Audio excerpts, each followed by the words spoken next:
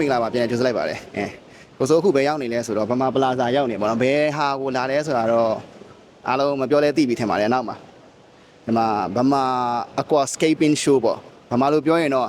အပင်ကန် show ပေါ့နော်ကိုစိုးတင်ရချင်းဒါကိုစောမျိုးဦးစီးတဲ့ပွဲလေးပဲပေါ့နော်ဒါကိုစိုးလာကြီးအားပေးတယ်ဒါဒီနေ့ကတော့ကိုစိုးရှင်းရင်းပြောရင်တော့ highlight တပေါ်မျိုး cross တဲ့ပွဲရဲ့ highlight တပေါ်မျိုးလာရတာပေါ့ဒီသေးမဟုတ်ပေါ့နော်မနေ့ပြန်ကြမှာဒါပထမဆုံး day 1ပေါ့နော်မနေ့ပြန်ကြမှာကိုစိုး day 2ပေါ့ day 2ကြမှာကိုစိုးဒါကိုစိုးခုကိုပေါ့ရိုက်တာပေါ့နော် cameraman မှာပါမယ်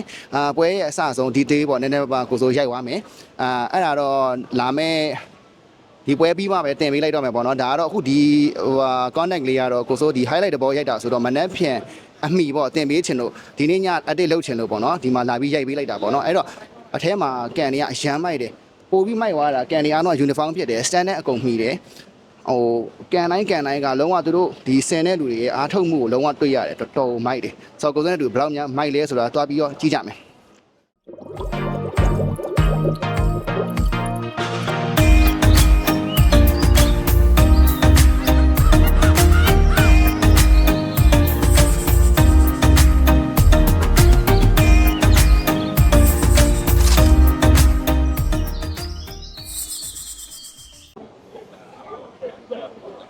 ဟယ်လို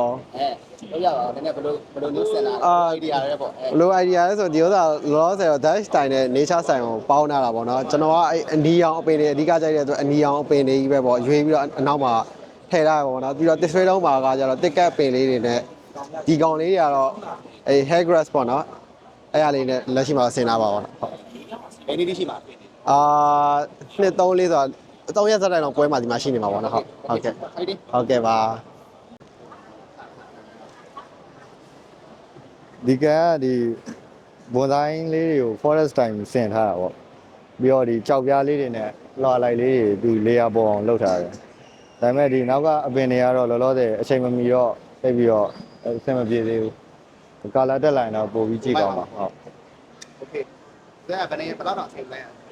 အချိန်ကတစ်လလောက်ပဲရှိသေးရဟိုမှန်တိုင်းပြောရင်တော့ဒီကံပြဝဲရက်တာဖြစ်လာတာစတေဘဲမဖြစ်သေးဘူးကျွန်တော်ဒီက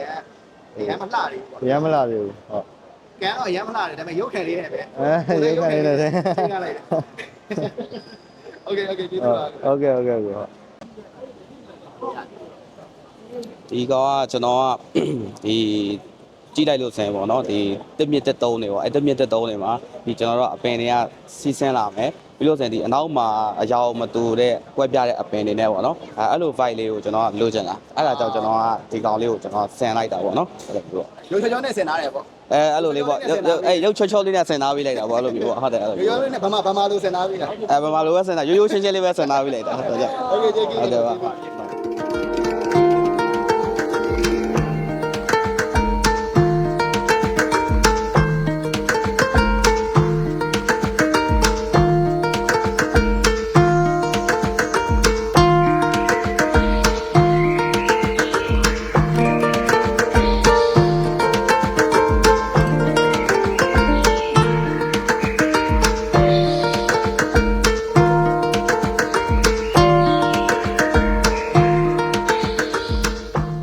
ဒီနေ့ပွဲစဉ်လေးကတော့အခုကိုစိုးပြောသလိုပေါ့နော်ကိုစိုးဒါ highlight လာရေးပြီးတယ်အားလုံးကိုလည်းဟို